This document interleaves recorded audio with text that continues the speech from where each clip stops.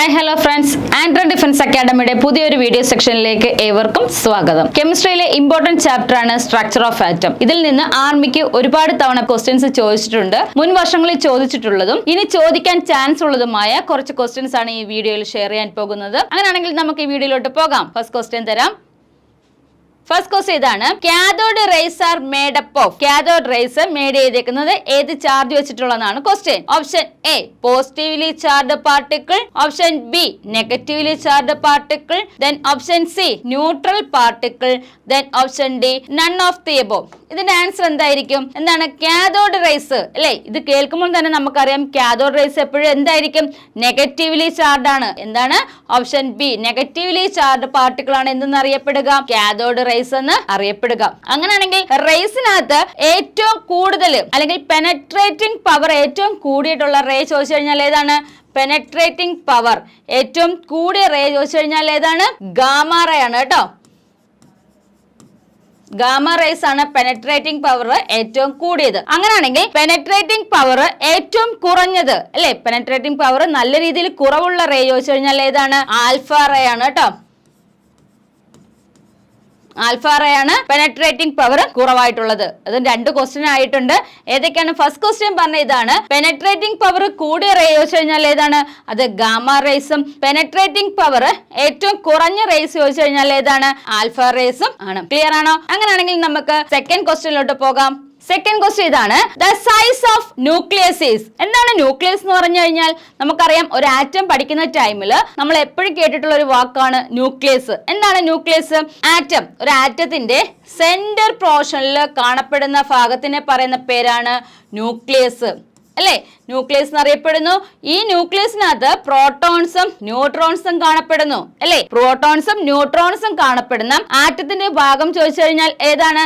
അത് ന്യൂക്ലിയസ് ആണ്. നമ്മുടെ ക്വസ്റ്റ്യൻ ഇതാണ്: ഈ ന്യൂക്ലിയസിന്റെ സൈസ് എത്ര ആണെന്നാണ് question. Option A 10⁻⁻12, option B 10⁻⁻15, option C 10⁻⁸, then option D 10⁻⁻10. നമുക്കറിയാവുന്ന ഒരു കാര്യമാണ്, ന്യൂക്ലിയസ് എന്ന് പറഞ്ഞാൽ എന്താണ്?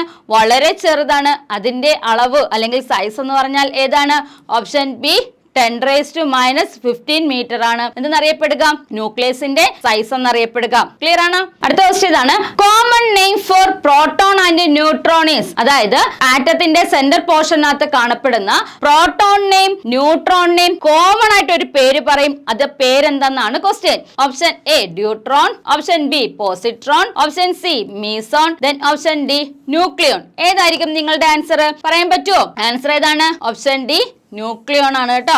അതായത് പ്രോട്ടോണിനെയും ന്യൂട്രോണിനെയും കോമൺ ആയിട്ട് നമ്മൾ പറയുന്ന പേര് വെച്ച് കഴിഞ്ഞാൽ ഏതാണ്? അത് ന്യൂക്ലിയോൺ ആണ്. ക്ലിയർ ആണോ? അങ്ങനെയാണെങ്കിൽ നെക്സ്റ്റ് ക്വസ്റ്റ്യൻ തരാം. നെക്സ്റ്റ് ക്വസ്റ്റ്യൻ ഇതാണ്: electromagnetic radiation with minimum wavelength. Minimum wavelength ഉള്ള ഇലക്ട്രോ മാഗ്നറ്റിക് റേഡിയേഷൻ ഏതെന്നാണ് ക്വസ്റ്റ്യൻ. ഏതായിരിക്കും നിങ്ങളുടെ answer? Option A cosmic rays, option B gamma rays, option C microwaves, then option D X rays. ഏതായിരിക്കും നിങ്ങളുടെ answer? നിങ്ങൾ ഏതായിരിക്കും answer ചെയ്യുക? Option ഏതായിരിക്കും? ഓപ്ഷൻ സി ഗാമ റേസ് ആണ് കറക്റ്റ് ആൻസർ അല്ലെ? മിനിമം വേവ് ലെങ്ത് ഉള്ളത് ചോദിച്ചു കഴിഞ്ഞാൽ ഏതാണ്? ഗാമ റേസിനാണ്. അങ്ങനെയാണെങ്കിൽ മാക്സിമം വേവ് ലെങ്ത് ഉള്ളത് ഏതാണ്? ഏതിനാണ്? മാക്സിമം വേവ് ലെങ്ത് ഉള്ളത് ഏതാണ്? റേഡിയോ വേവ്സിനാണ് കേട്ടോ. റേഡിയോ വേവ്സിനാണ് മാക്സിമം വേവ് ലെങ്ത് ഉള്ളത് കേട്ടോ. ക്ലിയർ ആണോ? അങ്ങനെയാണെങ്കിൽ നമുക്ക് അഞ്ചാമത്തെ ക്വസ്റ്റ്യൻ നോക്കാം. അഞ്ചാമത്തെ ക്വസ്റ്റ്യൻ ഇതാണ്: neutrons R present in all atoms. എന്താണ്? എല്ലാ ആറ്റംസിനകത്ത് ന്യൂട്രോൺസ് കാണപ്പെടുന്നുണ്ട്. പക്ഷേ ക്വസ്റ്റ്യൻ അതല്ല. നമ്മൾക്ക് ചോദിച്ചേക്കുന്നത് ഇതാണ്, എക്സെപ്റ്റ് ആണ് ചോദിച്ചേക്കുക. അല്ലെങ്കിൽ എന്താണ് ക്വസ്റ്റ്യൻ ഈ ഒരു മീനിങ്ങിൽ എടുക്കാം. താഴെ തന്നിരിക്കുന്നതിനകത്ത് ഒരു എലമെന്റിനകത്ത് ന്യൂട്രോൺ കാണപ്പെടുന്നില്ല. അത് ഏതെന്നാണ് question. Option A helium, option B carbon, option C hydrogen, option D nitrogen. ഏതായിരിക്കും നിങ്ങളുടെ ആൻസർ? ന്യൂട്രോൺ ഇല്ലാത്തത് ചോദിച്ചു കഴിഞ്ഞാൽ ഏതാണ്? അത് ഒരു എലമെന്റ് മാത്രമേ ഉള്ളൂ. അത് ഏതാണ്? ഹൈഡ്രജൻ ആണ്. എന്തുകൊണ്ടായിരിക്കും ഇങ്ങനെ പറയപ്പെടുക? അല്ലെങ്കിൽ എന്താണ് ന്യൂട്രോൺ ഇല്ല എന്ന് പറഞ്ഞ എന്തുകൊണ്ടാണ്? നമുക്ക് എല്ലാവർക്കും അറിയാവുന്ന കാര്യമാണ്. ഹൈഡ്രജന്റെ മുകളിൽ എഴുതുന്ന എന്താണ്? മാസ് നമ്പർ ആണ്. താഴെ എഴുതുന്ന എന്താണ്? അറ്റോമിക് നമ്പർ ആണ്. മാസ് നമ്പറും അറ്റോമിക് നമ്പറും ആണ് എഴുതുക. നമുക്കറിയാം ഇത് തന്നേക്കാം. മാസ് നമ്പറിൽ നിന്ന് അറ്റോമിക് നമ്പർ മൈനസ് ചെയ്യുമ്പോൾ നമുക്ക് എന്ത് കിട്ടും? ന്യൂട്രോണിന്റെ എണ്ണം കിട്ടും. മാസ് നമ്പറിൽ നിന്ന് അറ്റോമിക് നമ്പർ മൈനസ് ചെയ്യുമ്പോഴത്തേക്ക് ന്യൂട്രോണിന്റെ എണ്ണം കിട്ടും. ഹൈഡ്രജന്റെ അറ്റോമിക് നമ്പറും 1 ആണ്, മാസ് നമ്പറും 1 ആണ്. അതുകൊണ്ട് 1 - 1 എന്ന് പറഞ്ഞാൽ എന്താണ്? 0 ആണ്. അന്നേരം ന്യൂട്രോൺ ഇല്ലാത്ത എലമെന്റ് ചോദിച്ചു കഴിഞ്ഞാൽ ഏതാണ്? അത് ഹൈഡ്രജൻ ആണ്. ക്ലിയർ? ആൻഡ്രൻ ഡിഫൻസ് അക്കാഡമിയിൽ നടന്നുകൊണ്ടിരിക്കുന്ന കോഴ്സസുകളാണ് Agniveer GD, Agniveer tradesman, Agniveer office assistant, Agniveer tech, army nursing assistant എന്നീ കോഴ്സുകൾ ആൻഡ്ര ഡിഫൻസ് അക്കാഡമിയിൽ നിന്ന് പ്രൊവൈഡ് ചെയ്യുന്നുണ്ട്. ജോയിൻ ചെയ്യാൻ താല്പര്യമുള്ളവർ താഴെ കാണുന്ന നമ്പറിൽ കോൺടാക്ട് ചെയ്യുക. ഓക്കെ, അങ്ങനെയാണെങ്കിൽ നമുക്ക് നെക്സ്റ്റ് ക്വസ്റ്റ്യനിലോട്ട് പോകാം. നെക്സ്റ്റ് ക്വസ്റ്റ്യൻ ഇതാണ്: most of the fast moving alpha particles passed dash through the gold foil. അല്ലെ, നമുക്കറിയാം ഗോൾഡ് ഫോയിൽ എക്സ്പെരിമെന്റ് അറിയാം.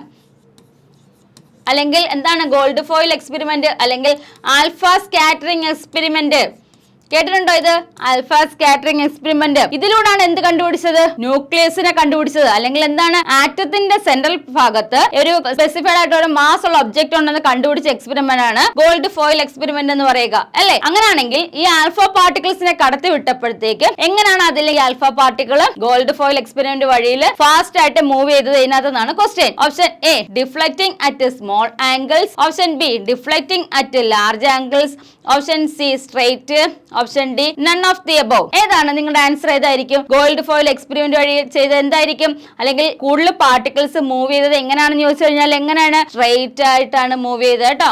ഓപ്ഷൻ സി ആണ് കറക്റ്റ് ആൻസർ. ക്ലിയർ ആണോ? അങ്ങനെയാണെങ്കിൽ നമുക്ക് 7th ക്വസ്റ്റ്യൻ നോക്കാം. 7th ക്വസ്റ്റ്യൻ ഇതാണ്: which atomic particle has positive charge?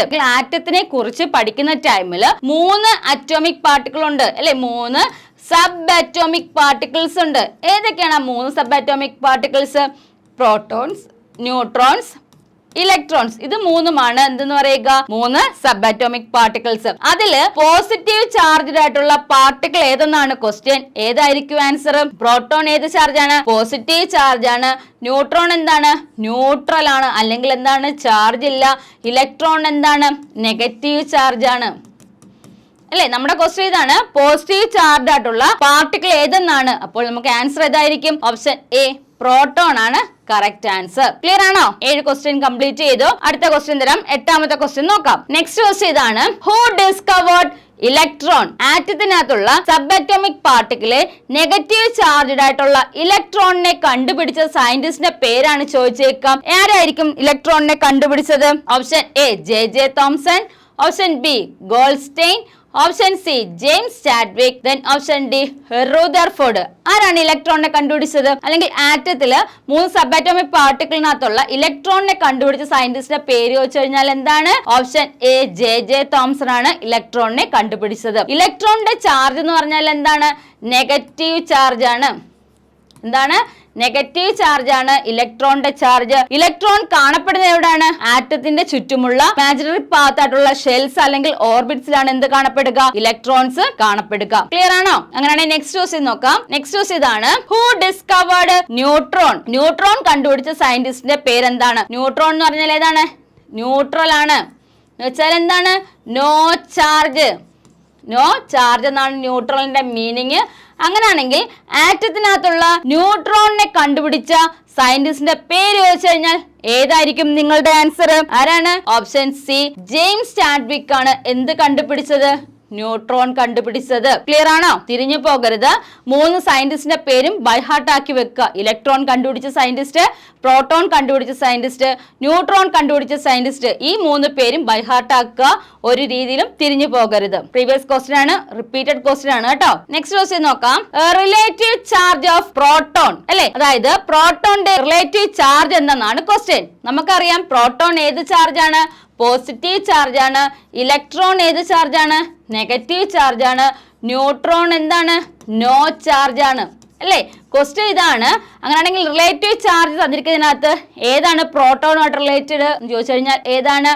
Option B +1 ആണ് ആൻസർ. +1 ആണ് കറക്റ്റ് ആൻസർ. ക്ലിയർ ആണോ? 10 ക്വസ്റ്റ്യനും ക്ലിയർ ആണ്. അങ്ങനെയാണെങ്കിൽ ബാക്കി ക്വസ്റ്റ്യൻ നോക്കാം. 11th ക്വസ്റ്റ്യൻ ഇതാണ്: electrical charge of electron. Question നന്നായിട്ട് വായിച്ചു നോക്കാം. Electrical charge of electron. ഇലക്ട്രോണിന്റെ ഇലക്ട്രിക്കൽ ചാർജ് ഏതാണ് ചോദിച്ചേക്കുക. ഏതാണ്? Option A -1.6022 into 10⁻⁻19, 1.6022 into 10⁻⁻19, option C 0, then option D none of this. ഏതാണ്? ഇലക്ട്രോണിന്റെ ചാർജ് എന്ന് പറഞ്ഞാൽ എന്താണ്? ഇലക്ട്രോണിന്റെ ചാർജ് എന്ന് പറഞ്ഞാൽ എന്താണ്?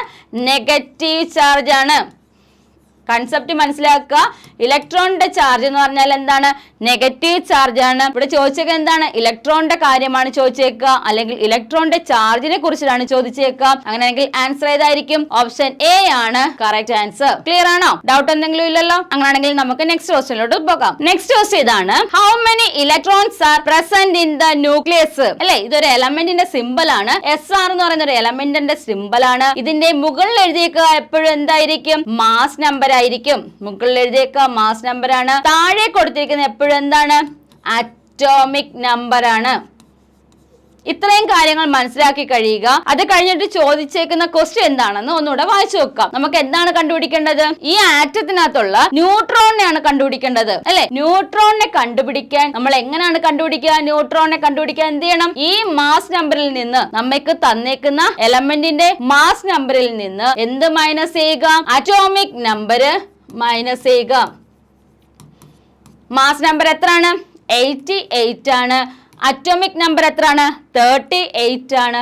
ഇത് രണ്ടും കൂടെ മൈനസ് ചെയ്യുമ്പോൾ നമുക്ക് എന്ത് കിട്ടും? ആൻസർ 50 അല്ലെ? 15 ആൻസർ കിട്ടും. അത് ഏതാണ്? Option B. കറക്റ്റ് ആൻസർ ഏതാണ്? ഓപ്ഷൻ ബി ആണ് കറക്റ്റ് ആൻസർ. ക്ലിയർ ആണോ? ന്യൂട്രോൺ കണ്ടുപിടിക്കുന്നത് എപ്പോഴും എങ്ങനെയാണ്? മാസ് നമ്പറിൽ നിന്ന് അറ്റോമിക് നമ്പർ മൈനസ് ചെയ്ത് കഴിഞ്ഞാൽ നമുക്ക് എന്ത് കിട്ടും? എന്ത് കിട്ടും? ആ ആറ്റത്തിന്റെ ന്യൂട്രോണിനെ കിട്ടും. നോക്കിയേ, അങ്ങനാണെങ്കിൽ ഇതിൽ നിന്ന് നമുക്ക് എന്ത് കണ്ടുപിടിക്കാൻ പറ്റും? പ്രോട്ടോണിന്റെ എണ്ണം കണ്ടുപിടിക്കാനായിട്ട് പറ്റും. എങ്ങനെയാണ് പ്രോട്ടോണിന്റെ എണ്ണം കണ്ടുപിടിക്കുക? അതായത് ഇതിന്റെ അറ്റോമിക് നമ്പർ, ഒരു എലമെന്റിന്റെ അറ്റോമിക് നമ്പർ എത്രയാണോ അത് തന്നെ ആയിരിക്കും ആ ആറ്റത്തെ എന്തെന്ന് പറയുക? പ്രോട്ടോണിന്റെ എണ്ണം. Atomic number equal to number of proton. Atomic number എത്രയാണോ അത് തന്നെ ആയിരിക്കും എന്തെന്ന് പറയുക? ആ ആറ്റത്തിലെ പ്രോട്ടോൺസിന്റെ എണ്ണം. ഇവിടുത്തെ അറ്റോമിക് നമ്പർ എത്രയാണ്? 38 ആണ്. ഇവിടുത്തെ പ്രോട്ടോൺസിന്റെ എണ്ണം എത്ര ആയിരിക്കും? 38 ആണ്. ന്യൂട്രോൺസിന്റെ എണ്ണം നമ്മൾ കണ്ടുപിടിച്ചിട്ടുണ്ടായിരുന്നു. ഏതാണ്? 50 ആണ്. ഇനി നമുക്ക് ഒന്നും കൂടെ മാത്രമേ ഉള്ളൂ കണ്ടുപിടിക്കാൻ. എന്താണ്? ഇലക്ട്രോൺസിന്റെ എണ്ണം കണ്ടുപിടിക്കണം. ഇലക്ട്രോൺസിന്റെ എണ്ണം കണ്ടുപിടിക്കുന്നത് എങ്ങനെയാണ്? ഒരു ആറ്റത്തിന്റെ അകത്ത് എത്ര പ്രോട്ടോൺസ് ഉണ്ടോ അത്രയും എണ്ണം തന്നെ ആയിരിക്കും എന്ത് ചെയ്യുക? ഇലക്ട്രോൺസിന്റെ എണ്ണം. അപ്പൊ നോക്കി, പ്രോട്ടോൺസിന്റെ എണ്ണം എത്രയാണ്? 38 ആണ്. അതുകൊണ്ട് അതിൽ കാണപ്പെടുന്ന ഇലക്ട്രോൺസിന്റെ എണ്ണം എത്ര തന്നെ ആയിരിക്കും?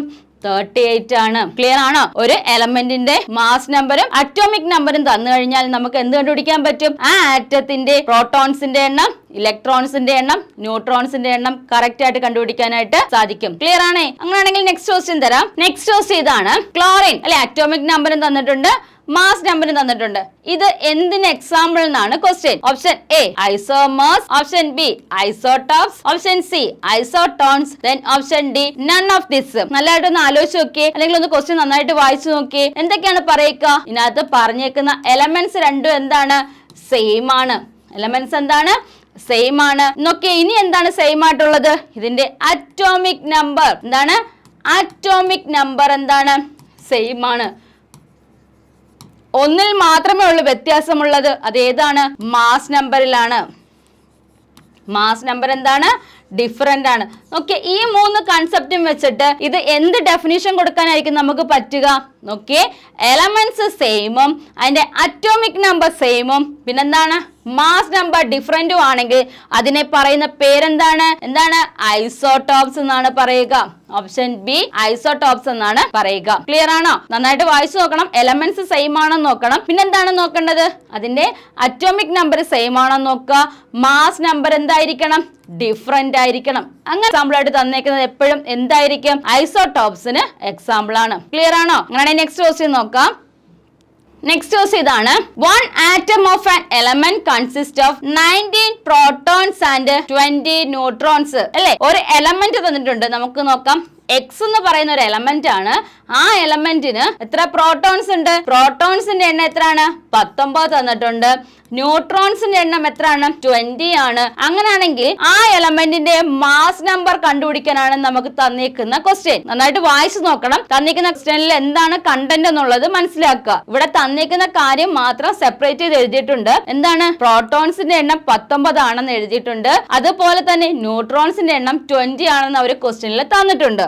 ഇനി എന്താണ് ക്വസ്റ്റ്യൻ എന്ന് പറഞ്ഞാൽ ഇതിനകത്ത് മാസ് നമ്പർ കണ്ടുപിടിക്കുക എന്നുള്ളതാണ്. നമുക്കറിയാലോ എന്താണ്? പ്രോട്ടോൺസിന്റെ എണ്ണവും ന്യൂട്രോൺസിന്റെ എണ്ണം നമുക്ക് അറിയാമെങ്കിൽ എന്ത് കണ്ടുപിടിക്കാൻ പറ്റും? നമുക്ക് മാസ് നമ്പർ കണ്ടുപിടിക്കാനായിട്ട് പറ്റും. എങ്ങനെയാണ് മാസ് നമ്പർ കണ്ടുപിടിക്കുക? എന്താണ് എന്തിന്റെയൊക്കെ സമ്മാണ് മാസ് നമ്പർ എന്ന് പറയുക? പ്രോട്ടോണിന്റെയും പിന്നെന്താണ് ന്യൂട്രോണിന്റെയും സമ്മിനെയാണ് നമ്മൾ എന്തെന്നറിയപ്പെടുക?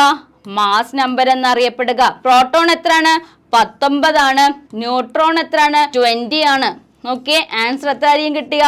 39 ആയിരിക്കും. ഓപ്ഷൻ സി 39 ആണ് കറക്റ്റ് ആൻസർ. ലാസ്റ്റ് ക്വസ്റ്റ്യൻ നോക്കാം. Who discovered proton? ആറ്റത്തിനകത്തുള്ള പ്രോട്ടോൺസിനെ കണ്ടുപിടിച്ച സയന്റിസ്റ്റിന്റെ പേരെന്താണ്? Option A J Thomson, option B Goldstein, option C James Chadwick, then option D Rutherford. ആരായിരിക്കും പ്രോട്ടോണിനെ കണ്ടുപിടിച്ചത്? പ്രോട്ടോൺ കണ്ടുപിടിച്ച സയന്റിസ്റ്റിന്റെ പേര് ചോദിച്ചു കഴിഞ്ഞാൽ എന്താണ്? ഓപ്ഷൻ ഡി റുദർഫോർഡ് ആണ് എന്ത് കണ്ടുപിടിച്ചത്? പ്രോട്ടോൺസിനെ കണ്ടുപിടിച്ചത്. ക്ലിയർ ആണോ? ഓക്കെ ആണ്. 15 ക്വസ്റ്റ്യൻസ് നമ്മൾ വർക്ക്ഔട്ട് ചെയ്തു. ഈ 15 ക്വസ്റ്റ്യൻസും സ്ട്രക്ചർ ഓഫ് ആറ്റത്തിൽ നിന്ന് ആർമി ബേസ്ഡ് ആയിട്ടുള്ള എല്ലാ എക്സാമുകൾക്കും ചോദിച്ചിട്ടുള്ളതാണ്. റിപ്പീറ്റഡ് ക്വസ്റ്റ്യൻ ആണ്, പ്രീവിയസ് ക്വസ്റ്റ്യൻ ആണ്. ഇനിയും ചോദിക്കാൻ ഒരുപാട് ചാൻസ് ഉണ്ട്. ആരും കാണാതെ പോകരുത്. സ്ട്രക്ചർ ഓഫ് ആറ്റത്തിൽ നിന്നുള്ള ഇത്രയും ക്വസ്റ്റ്യൻസ് നിങ്ങൾക്ക് മനസ്സിലായെന്ന് വിചാരിക്കുന്നു. അടുത്ത ചാപ്റ്ററിലെ ക്വസ്റ്റ്യൻസുമായിട്ട് ഞാൻ വീണ്ടും വരുന്നതായിരിക്കും. Okay, bye, thank U.